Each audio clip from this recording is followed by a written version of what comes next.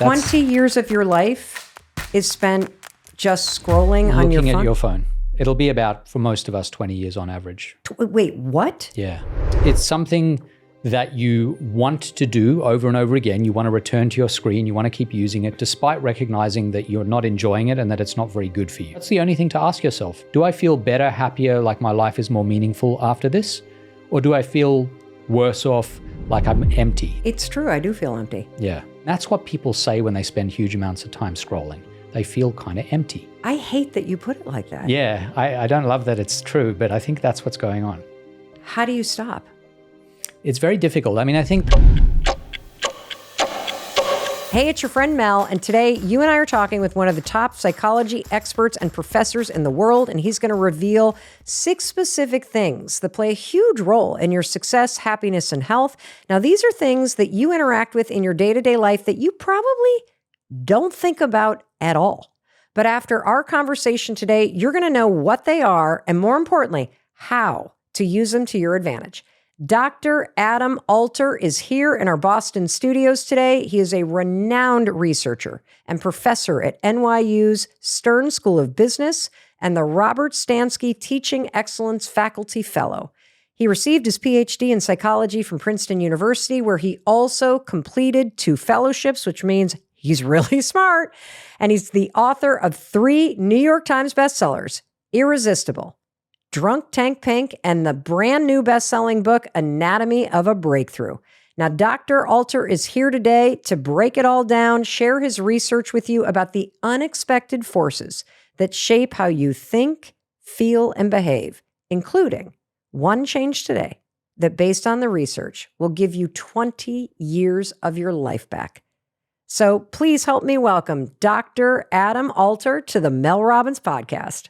Thank you so much for making the trip to Boston. Thank you for having me. It's good to be here. It's terrific to be with you. I'm so excited to learn from you today. And I wanted to start off by asking you if you could just speak directly to the person who's listening and tell them what they're about to learn and how their life could change if they really apply what you're going to teach them today. Sure. So I think there are 2 things. The first thing is I think we sail through life generally not really understanding what's shaping how we feel and behave and what's guiding us in the directions that we happen to be moving. So the first thing is I think you're going to understand a number of the things that are guiding you that you don't recognize are there.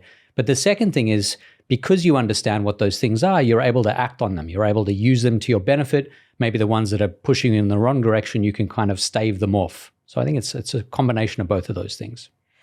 What made you want to research things like colors and these environmental, like things outside of us and within us that shape our experience of life?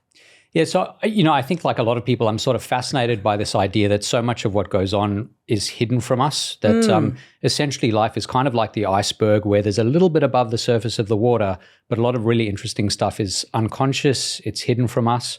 And so I wanted to try to understand as much of what's going on under the surface of the water. And a lot of it is these things that are shaping us in ways we don't recognize. So a lot of my research has been about trying to uncover those and then figure out what we can do about them.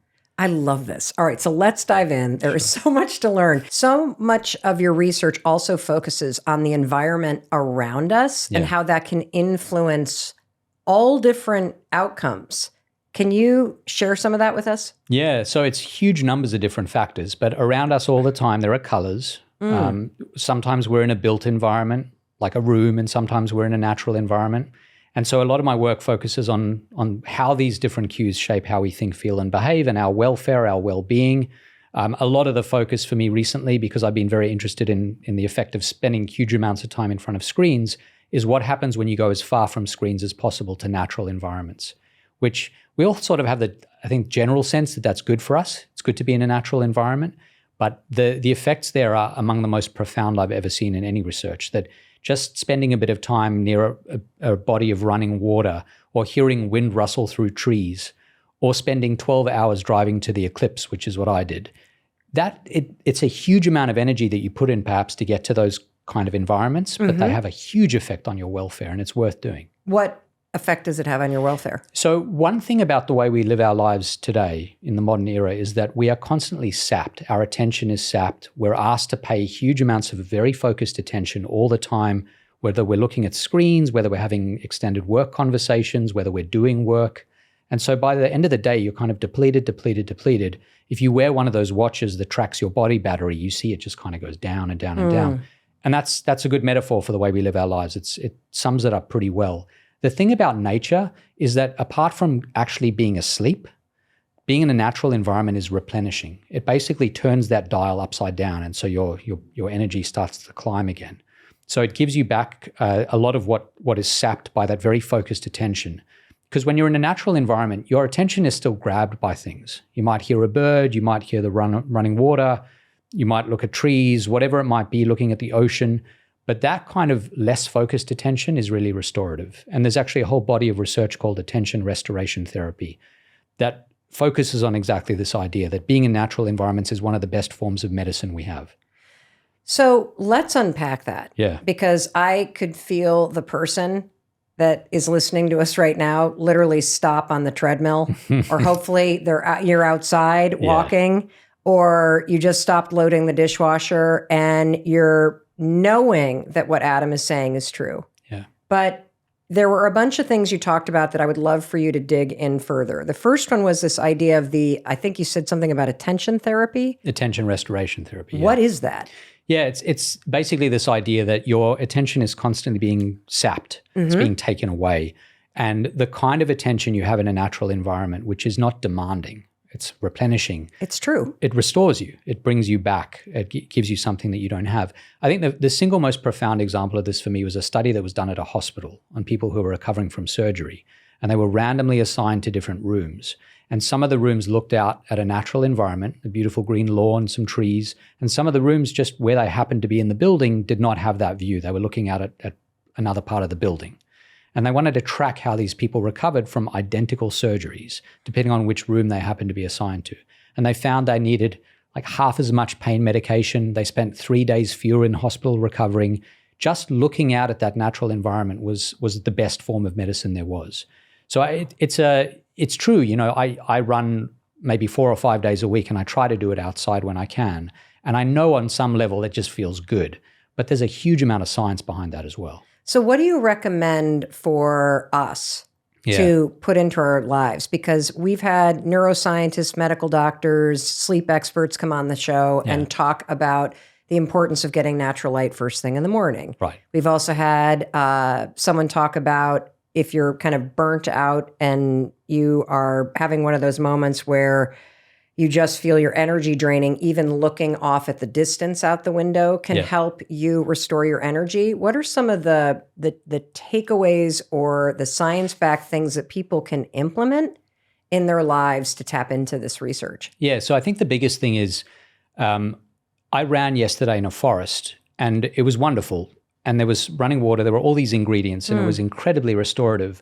But as a runner, my instinct is to just keep going, which is how we live our lives, right? You're doing something and you want to keep going till it ends, till you finish doing it, till you can check it off. And I had to push myself to stop for 5 minutes, to sit on a rock and just let the water go by. And that was by far the most restorative, wonderful part of the day. And I think there's something to that, this idea of purposely stopping yourself. So I would say, whether you're in a big city or whether you're not in a big city, find a little patch of natural environment. And by the way, if you're in an apartment in a big urban environment and you don't have that option, even little trees, little plants that you have in the apartment, the sound of a little fountain that you have with running water, that stands in for that experience too, is just spend, say, 5 minutes a day doing absolutely nothing but drinking in that natural environment, even if it's a tiny one in your apartment. If you can get out, all the better, but it's very important to do that, I think, as a sort of daily practice. And also, as your research shows, a countermeasure to the fact that modern life is requiring this intense focus that is just sapping your energy. Yeah. You mentioned colors, and there is so much that you have uncovered that is fascinating about how colors influence so much in terms of our mood, our behaviors, our physical strength. Let's unpack that. Yeah, so some of this is my research, some of it's other people's research. And I got interested in color because I can't see color very well. I'm colorblind. Oh, you are? I'm colorblind. So I'm sort of fascinated by color. How did you figure out that you were colorblind? It took a while. When I was young, I would get colors right because all the colors in little picture books are so bright and obvious. So that was never a problem. But as I got older, it seemed like I lost the ability to distinguish colors. I think my parents were a bit concerned. They were like, what's going on there's something going on in Adam's brain. We need to figure this out. So I did a series of tests and they identified that I had certain kinds of color blindness. And so it made total sense. But it's kind of subtle. So you can't pick it up when kids are very young sometimes. It takes a little while to figure it out.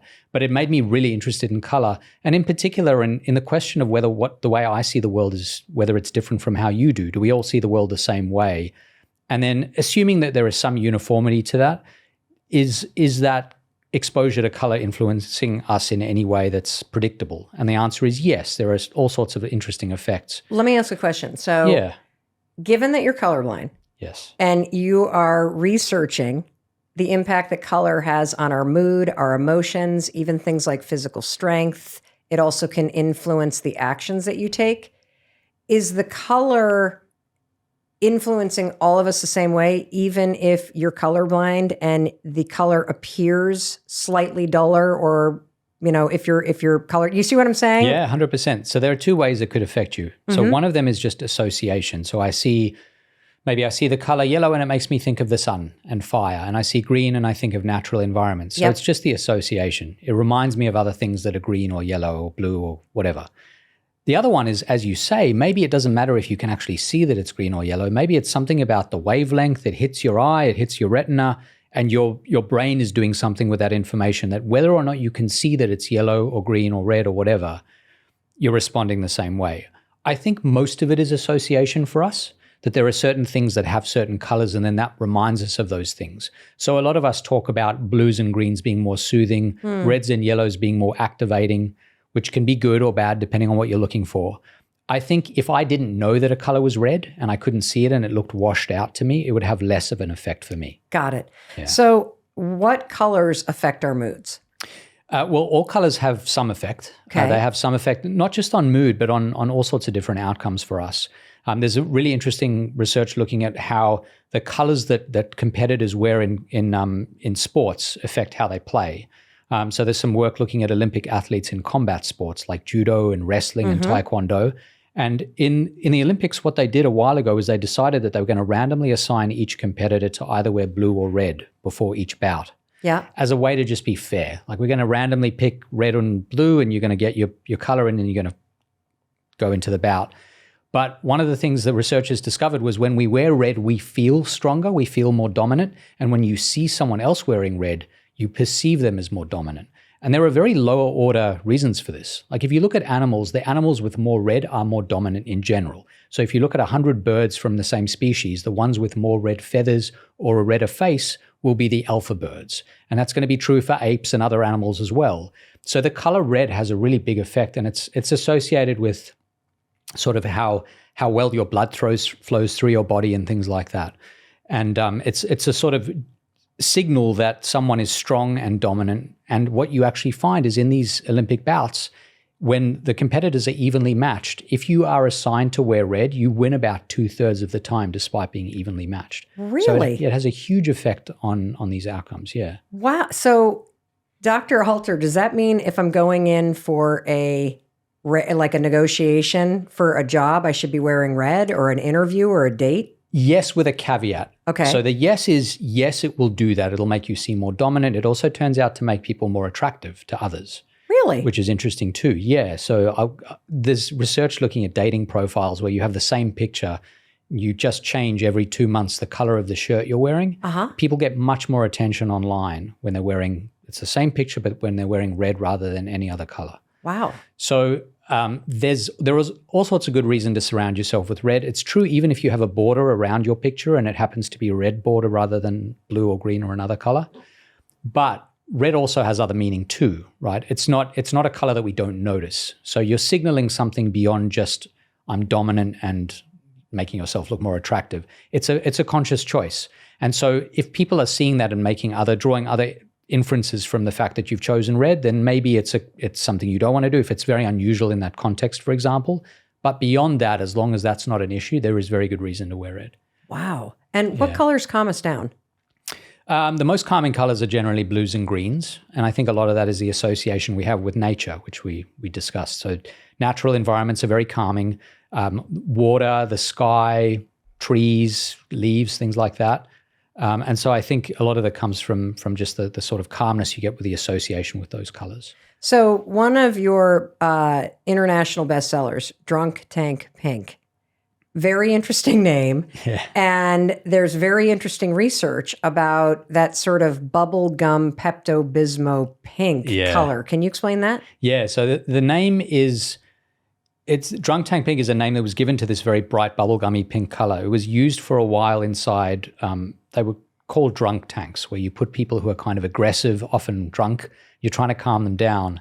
And researchers found that if these drunk tanks were painted pink, in their words, you could calm these people down much more quickly. That within 15 minutes, they'd be calm. And did it work? There's some evidence that it worked. I think the research is a little bit shaky, but there was some evidence that this pink color did calm people down.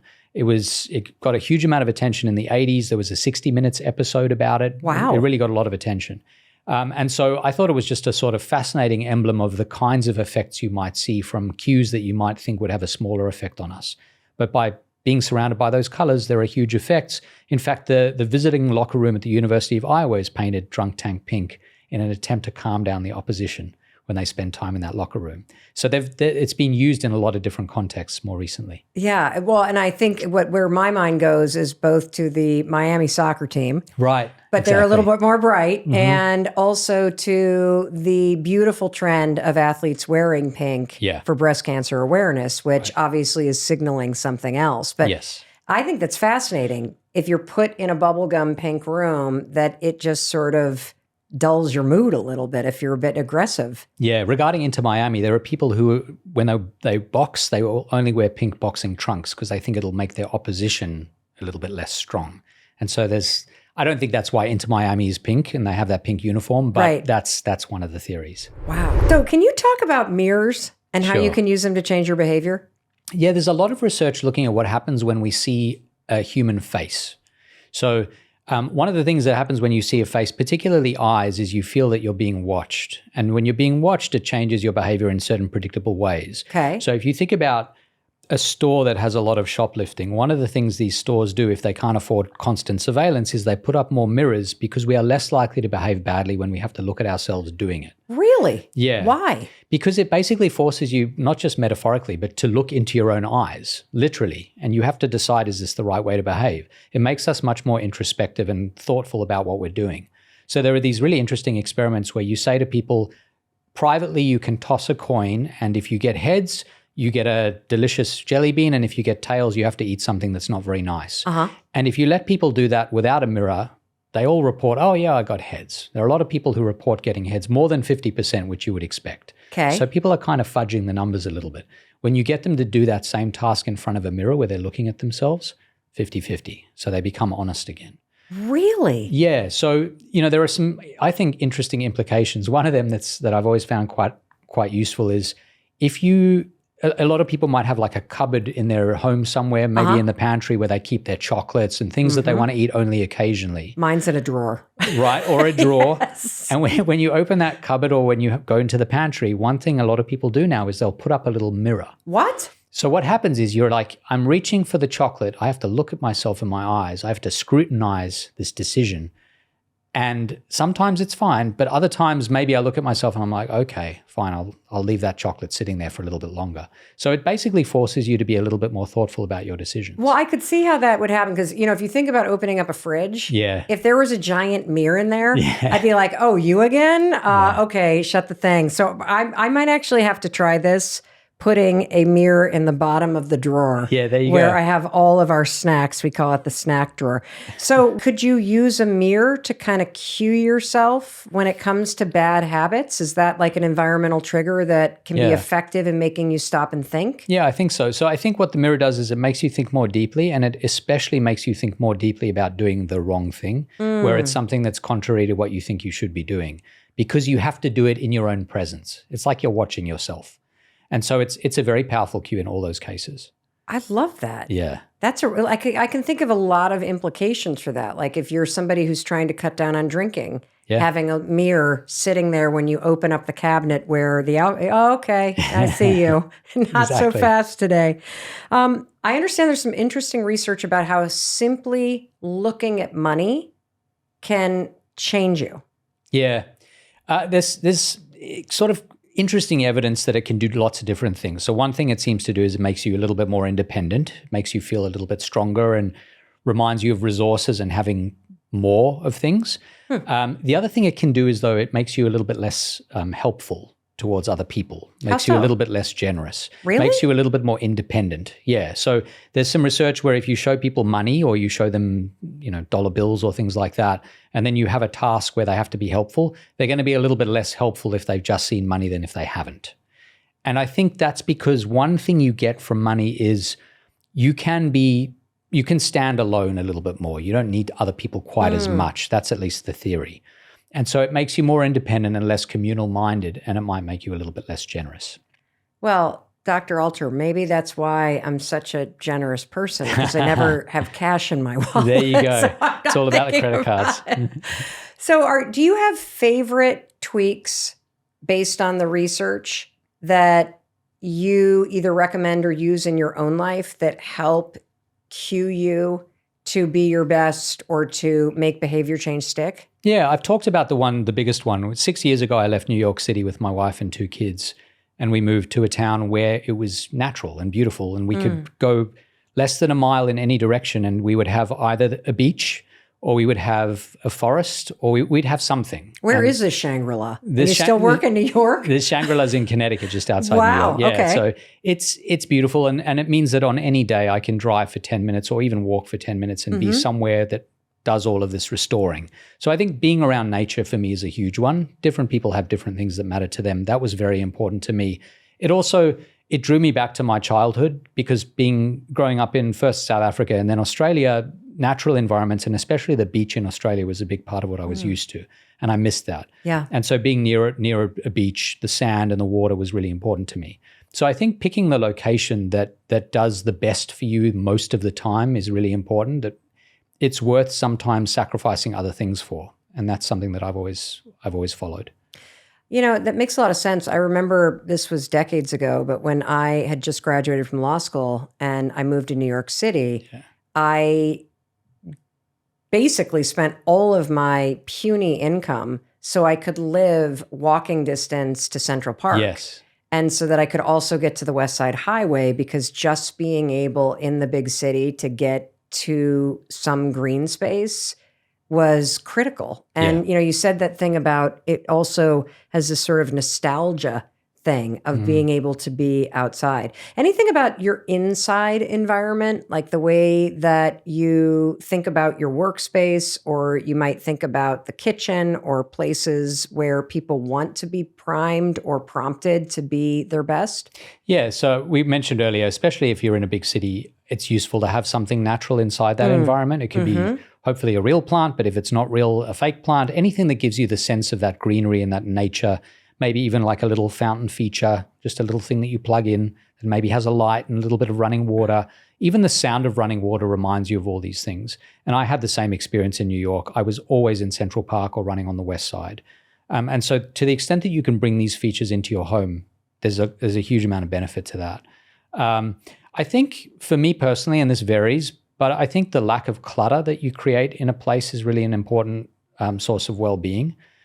So for me, trying my best, and this doesn't always happen, but trying to remove clutter from an environment, especially where I'm trying to think, is really important. I think that's a really good way to think about doing your best work in general, that having blankness in front of you and just moving forward and pouring out your ideas is the best way to go without being infringed upon by other things that are in the environment around you. Why does lots of stuff around the environment where you're trying to work or focus impact your ability to do your best thinking? Where every single thing, even if it's in a small way, is distracting. Everything draws you out of the here and now, some things more than others. A smartphone, massively distracting for all sorts of reasons that are obvious. Even other objects, like if you have a memento that's in view, that's really nice. A picture of a loved one, that's really nice. But of course, if you stare at it, it's going to take you out of the here and now. That doesn't mean you shouldn't have photos of loved ones on your desk, but you should at least recognize that if there are 1,000 different nice mementos around you, the clutter of that, while it's lovely and it brings back good memories, that's probably not the time and place to do it. So having clarity in front of you as you work, I think, is a really important driver of good ideas and creativity in general. I'm sitting here thinking about my workspace at my home, and it is knick-knack attack like everywhere, like little stuff that I really love and means a lot to me. And I can tell you, this is probably an indication of just how distracted I am. Because I could look at my computer and I've got like 4 little mason jars with all like the pens in one and Sharpies in another and pencils. And then I got a photo of my mom and my grandmother and then I've got a little compass my parents sent me. And then I've got a mug that Chris gave me. And then I mean, it's like a little zoo of objects. If it makes you feel great though. So I don't know that it does. Okay, I just feel like, holy cow. Even though I'm not staring at all this stuff, you're saying that subconsciously your mind is still pulling it in to some extent. To some extent. It's processing things around you constantly. Okay. And so to the extent there are things around you all the time, you might ignore them consciously. Right. But they're always there. The clutter is always there. And on some level, even if it's on a small level, each little thing is pulling you away in some small sense. And that's the opposite of what you need, especially in the world that we live in now where everything is so distracting. We're actually getting 10 minutes of good, hard quality work is vanishingly impossible. That's it? 10 minutes? I mean, it's very, very hard for a lot of people to work. If you track them across the day to get 10, 15, 20-minute bursts of good, hard work, it's tough for a lot of us, especially if your phone is nearby, if your computer's dinging you with emails and things like that. It's really hard to do the same task for 20 minutes in a row. Well, Dr. Alta, you are one of the most renowned and respected researchers when it comes to the impact of screens on our brains, on our health. And so let's talk about it. You have written a huge book on this. You are somebody that people look to for expert advice on this. And we've talked a lot about nature. Yeah. But nature is combating what has become the reality for all of us, which is we spend most of our waking hours staring at a screen. Yeah. Yeah, that's right. So the way I think about it is when you sit in today's age and you look out at whatever you're looking at, almost all the time you can tell that it's this year, it's 2024 or roughly 2024. You see screens, you see all sorts of signs that we live in this particular modern age that we live in. I think one really useful thing and why nature is so great is because it's timeless. That I think one way to measure how well you're living is, are you spending at least some of your day in an environment that is timeless, that is not attached and tethered to the here and now, that is not about the latest screen, the latest device, the latest tech, the latest gadget. So when you are sitting in a forest, you could have been doing that 1,000 years ago and seeing exactly the same thing. And I think there's some value to living at least part of our lives every day in an environment that is timeless. What are some examples of how I can step into a timeless environment if I can't get out into the forest today? Yeah, so closing your eyes is really good for that, right? Because you can then think of anything you like, and people have been able to do that forever. That's what makes us human, is our ability to imagine outside of the here and now. The other thing is, I think, just having a conversation with a loved one, which is, again, screens make that more and more difficult. We spend so much time in front of them that we spend less time with people we really connect to. But having a face-to-face conversation with someone, that's also timeless. That was going on thousands of years ago as well. Our species has been doing that forever. We do it less now than we ever have before. So I think timelessness doesn't have to be about nature or even the environment you're in. It can be the activity that you're doing. And so anything where you're connecting with another human being is timeless as well. This is so important because so many of us, and I'm going to include myself, are searching for deeper meaning in life. Yeah. Searching for purpose, searching for a sense of being connected to self and connected to something beyond just that sort of day-to-day autopilot mode, on to the next headline, on to the next deadline, on to the next thing on your to-do list. And I love how you phrase this as, how do you take a break from modern life that is always going to pull you to the next thing and step back into these things that you have described that escape a sense of what decade you're in and what age you are and that have always been around. Right. And so nature, conversations with somebody else, closing your eyes and escaping into your thoughts to remind you that there is something so much more important than the here and now, And is there anything else that you would recommend? Yeah, I think physical activity is a big one, right? Because a lot of the time we spend in front of screens is sedentary. We're not moving, we're sitting. Maybe we're standing if you're at a standing desk, but it's very tethered to a particular place. It doesn't involve a lot of activity. So I think there's a timelessness to physical activity. Our ancestors had to do much more of it just to stay alive. And so they had to find food and they had to, negotiate different landscapes. We don't have to do that anymore. It's easy for us to get by and not move. So I think exercise, picking up heavy things, moving our bodies for certain periods of time every day, all of that is also consistent with this timelessness that I think is important.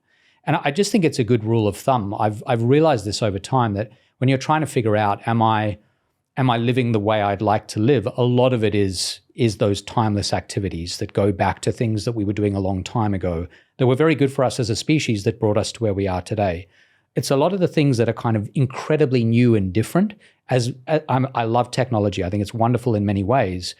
But a lot of the aspects of it that we've kind of put as a gloss over our lives today, I think leave us impoverished in some sense. Very much so. Yeah. And disconnected. Yeah. And distracted and not feeling like you're doing something that's actually meaningful to you. So you've done extensive research on screens, on digital distraction, and also just kind of this constant need to be occupied. It's almost like this state of distraction that we've gotten used to. What's some of the most shocking things that you have come across in your research? Yeah, so I've spoken to, I don't know how many dozens, hundreds of audiences of the kids themselves who use screens, the parents of those kids, teachers in schools, school district heads, people in policy, in government, people in all sorts of different areas about the effects of screens. And the most striking thing to me is that when you speak to kids in particular, so especially teenagers, you get this incredible difference between how much they feel they have to use these devices and how much they enjoy it, how much it is good for them. So when you eat candy, you might say to yourself, that's delicious. I kind of know it's not great for me, but I'm going to do it anyway. Right. With screens, it's like a different tone. It's this tone of, I wish I and all my friends stopped doing this thing. I wish we didn't keep returning to the same social media platforms because I know it's not good for any of us. But if we don't, if I'm the only one who says I'm going to draw back, then I'm isolated. And so it's this very collective problem where unless you can get lots of people to do the same thing at the same time, it's not going to be easy to solve. And you hear this from a lot of kids. They say, if only I could get everyone else in my class or at least a certain number of people not to do this, I'd feel better. And the parents say the same thing. They say, I wish I could be the parent who says we're going to be much more careful about exposing our kids to these devices and social media and so on. But we can't be the only ones because then our kids are that's a different problem. They're the only ones. Right. So a lot of the work that I'm doing now is on trying to push not just individuals to change how they behave, but to work with, say, entire classrooms or entire schools or entire school districts so that the entire district pushes parents and the kids of those parents to delay how long it takes them to use these devices. Well, it's interesting. I remember reading a big write-up of Deerfield Academy in Massachusetts, who you probably know have this new policy heads up, which is no phones on campus, period. Like they can be in your locker, they can be in your backpack, but they are not on your person. Yeah, so there's a movement called OK to Delay, for example. And there are some others as well that are trying to deal with this at that collective level for exactly the reason you mentioned. There are very few benefits to having phones at school. Maybe a flip phone so you can get in touch with someone in an emergency. They can call the front office. I'm personally one of these people. It's like, get the freaking phones out of the schools. Parents can call the front office if there is an emergency. Right. It's a huge problem. There is no need to have a phone on your person when you're supposed to be at school. I mean, that's just my opinion. And I think it's fascinating that a lot of parents who can afford to love sending their kids to summer camp because why? Yeah. They take their phones away. Yeah. And they love giving their kids that break, and the kids love it. But, I do think it's interesting that the shocking piece of research that's come out of it is we all know we need to do something. Yeah. We all know it's bad for us, and we all wish there was an alternative. And yet my entire social life is on this thing. Yeah. I mean, the way I opened this book was talking about how years before the rest of us were aware of this, Steve Jobs, with his own kids, he wouldn't bring the iPad into his house. And then you look at other tech titans. There's a school in the Bay Area that doesn't let kids near phones or use screens until about 9th grade, until they learn to code. Yep. that school, 75% of the kids there are the kids of Silicon Valley tech execs. So they are sending their kids, the people who know the most about what this tech is doing are keeping their kids as far away from these products as possible, especially in the school environment. I mean, it makes perfect sense. Yeah. So do you think we're all addicted to the screen? Yeah, so this term addiction is, I use it in the book as a sort of shorthand to describe a lot of what I think is going on in this case, because the definition that I use is it's something that you want to do over and over again. You want to return to your screen. You want to keep using it despite recognizing that you're not enjoying it and that it's not very good for you on balance, and that it has negative effects in the long run for your social well-being. You know, your relationships are degraded for it. It means you're more sedentary, so it's not good for you physically. It exposes a lot of us to bullying, anxiety, aggression, loneliness, other negative psychological consequences. It's also a way to overspend. A lot of people spend too much money using I feel like devices. Instagram has turned into the home shopping network. Exactly, yeah. It's a very powerful way to sell products. Yeah. Wow. You said earlier this interesting metaphor that, for example, we all know candy's delicious. Yeah. But if you just pound a gigantic, like 5-pound chocolate bar, I love Tony's chocolate. I also love Mr. Beast's new line. Like, I just love chocolate. And Halloween, go out trick-or-treating. Yep. I'd fill that pillowcase up, man. I would come home, sort all the candy, and I would just start munching. Yeah. But then I would have a huge stomach ache, and I wouldn't want to look at candy again for another month. And it's almost as if that Halloween candy hangover is what's happening every single day, where we wake up, we know we don't want to spend 9 hours. What is the average amount of time that people are spending on their phones? It's hard to get really good definitive data, but it's many hours a day. I had a high school class that I was teaching at NYU for a while over summers. I'm not doing it at the moment, but I did it for several years. And at the beginning of that 6-week class, I would ask the students to download an app that would track their usage, which now most phones do anyway. And the numbers I was getting were absolutely staggering. Some of the students were on their phones like 10, 12 hours a day. Their average was something like 6 or 7 or 8 hours a day. And this was a number of years ago. I think it's only gone up since then. I've heard 3, 4, 5 hours described as the average for adults as well. So it's a huge amount of time. One of the things it's doing is it's changing your tolerance for spending a long time doing something that involves hard, deep work and thinking. What does that mean with a simple brain like mine? What do you mean it reduces tolerance? What it means is if you're getting 2,000 messages a day, each one lasting maybe a second or 2 seconds, that's how your brain starts to process information in these bite-sized chunks. And they're all also chosen to be maximally enjoyable, interesting. They bombard you with interesting content. And so what happens is you assume the rest of the world is going to be like that. You know, we get into an elevator for 5 seconds and that's too much. That's hard. So we pull out our phones to be entertained in that moment. And that's how the rest of the world becomes. So if I say to a 7-year-old kid who's on a screen all day, it's time to learn to read, the amount of energy and intense concentration you're asking for there is so different from what that kid is used to. If it's been about sort of scrolling through videos, that's deeply problematic. You can't expect people to just suddenly turn on this muscle that they haven't been using. So it makes us less used to having to try really hard. And so that's, I think, one big problem. The other thing is if you look at how many hours a day we're doing this for, there's a huge amount of other stuff. The opportunity cost there is so great that we're leaving this other stuff behind.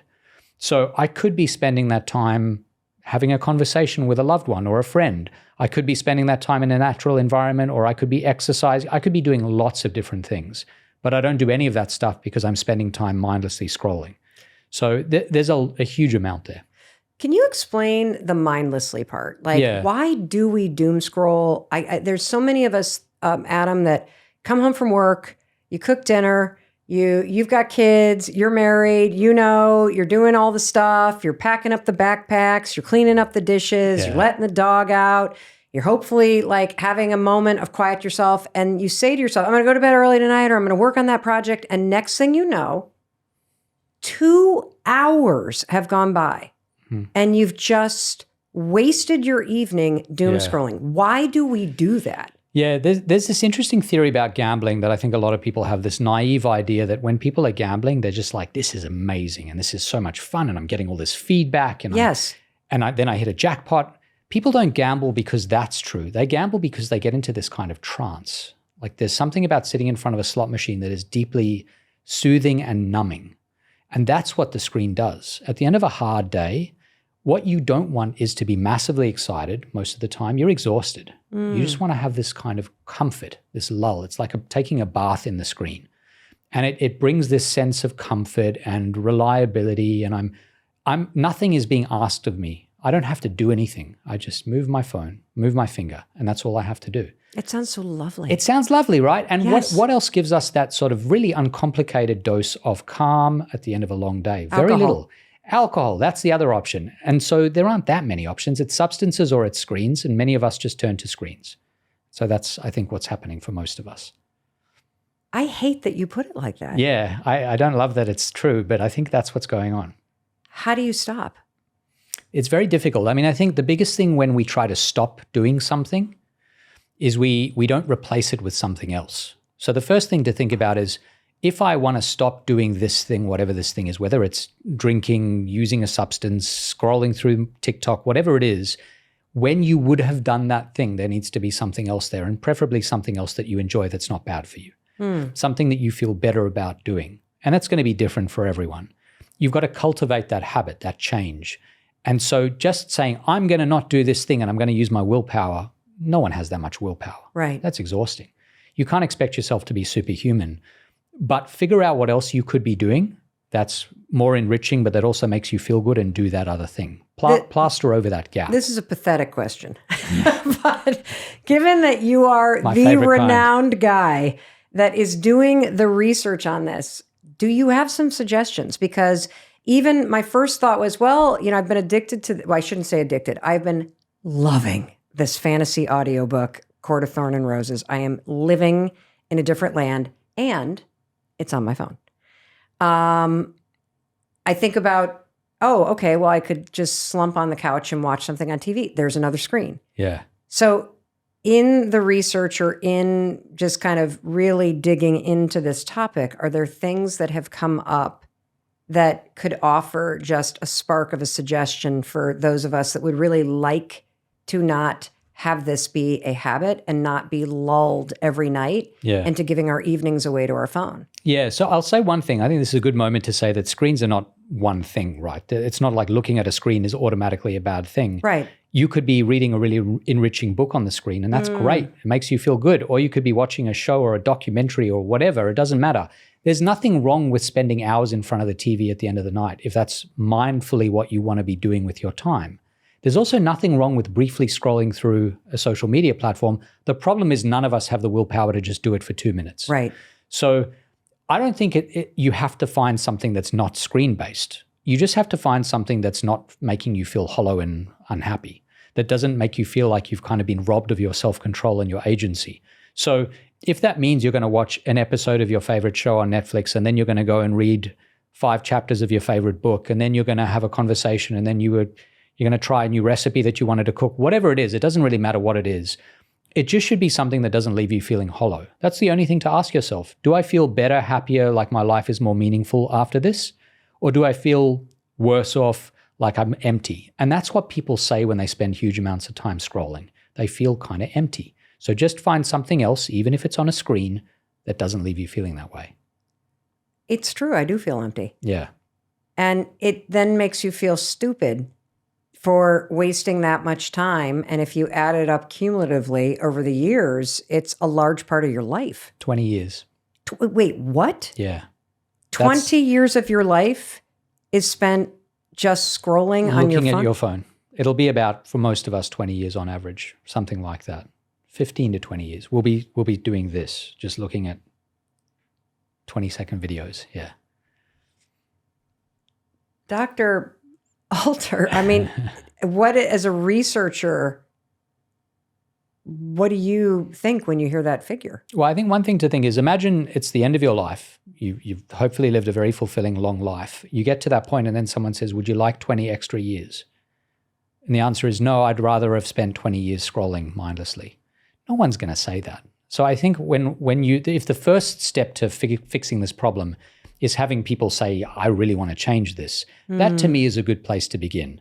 That idea that you are shortening your life effectively by 20 years or 15 years or however long it ends up being, because you spend all this time consuming sort of eye candy, mental candy by scrolling. I think almost everyone would say when you zoom back, assuming you have the self-control, I think there are better things I could be doing with that time. Maybe I'll save a year or two for the scrolling, but then that leaves me still 15, 18 years to do other things. You just basically dropped a grenade on any excuse that somebody would have that they don't have time, or it's too late, or I couldn't possibly fit this thing in, because you have all this found time. Yeah. Is there a difference between the screen on your phone and the screen on the television in terms of the impact to your brain? Yeah. So, well, the way you interact with those screens is very different, right? How so? So when you watch TV content, it's just something that's kind of being visited upon you. You're not interacting with it. Yep. So there are good and bad parts to interacting with a screen. If you're learning a language, you're going to learn it less well on a TV than on a phone because you can interact with the phone. Okay. If you are using a social media platform, no one uses that social media on a screen like a TV because you can't have that bi-directional relationship where you act on the thing and then it acts back on you. Right. That's critical. That's what goes on phones that make it so immersive. So a TV screen is less kind of weaponized to draw our time and attention away from us. It gives us a little bit more agency. That doesn't mean it's perfect. You know, if you're watching a show, there's a cliffhanger and someone says to you, just sit here for 10 seconds, the next episode will begin. That's where binge viewing comes from, and we almost all do that. Right. But what we do with our screens when we're on phones is, I think, much more difficult for us to resist. You know, I think I just got something that I'd never thought about before, Dr. Alter, which is that your brain is getting so many fast signals and messages from the ads to the pop-ups to the notifications to you yourself switching between the texting and the email and search. And what is getting fused together is a brain that now is constantly expecting this go, go, go. And I had not thought about the fact that because if you're using your phone and you can interact with it, so now you've also got your hands involved. And there's that whole body of research around neurobics and marrying the physical movement and particularly movements of your hands with new thought patterns and how that fires and wires your brain quicker. Like that to me makes so much sense, that because you're actually typing and you're interacting with it, you're programming your brain faster almost to expect short form. I hear people also talking anecdotally, like there's a rise in ADHD, but it's actually a rise in your brain getting trained to be distracted. Yeah. So I think what's happened is we live in an age of time contraction. Everything happens in really brief chunks. Everything's 5 seconds long, 10 seconds long. It's time is contracted. If you go on a vacation to a beach and you spend a week doing nothing, you get time dilation. Time suddenly works on a different scale. You think of 5 minutes as no time at all. Whereas in the way we live our lives, many of us, most of the time, 5 minutes, you could do 100 things. You could look at 100 videos. There are a million things you could do in 5 minutes. And that creates a sense of massive urgency. For what purpose, I don't know. Probably not a good one for most of us most of the time. So I think there's some value in changing the scale of things, in going for a 4-hour drive. I drove 12 hours there and back to see the eclipse. Where'd you go? I went to northern Vermont. And it was incredible. I drove 6 hours with a friend. Yeah. We got out of the car for 5 minutes, watched the eclipse, got back in and drove home. So it was 12 hours of driving for 3 minutes of magic. But the one really interesting thing that was several days ago now, was it changed how I feel about time. There's a hangover period where I'm like, a few hours, no problem. Not a problem at all. I can focus on things for a few hours. I did it for 12 hours the other day. When do we ever do one thing for 12 hours? It's just very rare. So I think doing things that are extended and protracted is really valuable because it resets what you think of as a kind of meaningful chunk of time. Well, and this goes back to something that you also talked about, which is I guarantee that those 5 minutes that you probably spent at Burke Mountain, right? You know, up in that area. Yeah, exactly.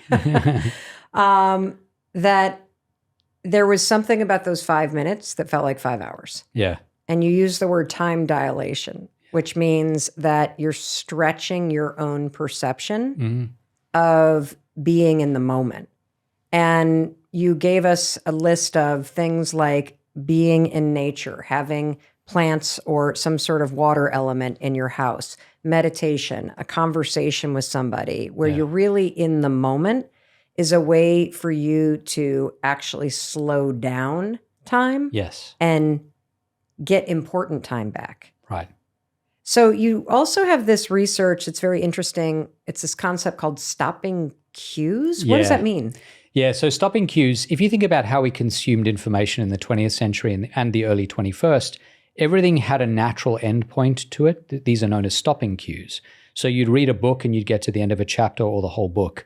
You'd watch a TV show, the credits would roll. Yes. These were all gentle signals that you probably wanted to do something different. Move on to the next thing. And they were built into everything we did. So those are called stopping cues. Now, the thing about a lot of the tech we use is that tech companies have systematically eradicated those stopping cues. They've removed them. They've weeded them out. So the bottomless feed that you get on social media platforms, that is a good example of the absence of stopping cues. So because we are humans who are creatures of inertia, we just keep doing the same thing over and over until something pushes us to the next thing. In the absence of a cue that says, hey, maybe you want to move on to the next thing, we just keep going. And that's a lot of why once we start using a social media platform, there's no cue to move on. The same way when you're on a slot machine, there's no cue to move on. So we just keep going. So some of my favorite cookies are Pepperidge Farm. Yeah. And they come in these stacks and these trays. And when I clean out a whole tray, the empty tray is a stopping cue. That is a stopping cue. Not to keep going. What is kind of your biggest takeaway after researching so much about how distracted we've become by our phones? Yeah, so I think the biggest one is that the simplest solution to this problem is actually an analog one, which is to cultivate habits where there are certain parts of the day that are sacred and free of screens. I think that's very important. And it's different for different people. So it could be, every day, dinner time, no screens. We all put our phones in a cookie jar. We put a timer on. We're not allowed to go into that jar for 30 minutes maybe. That's one example. It seems kind of psycho that we have to do this, honestly. It's totally ridiculous that we are in this position as consumers of this tech to have to do it, but we do.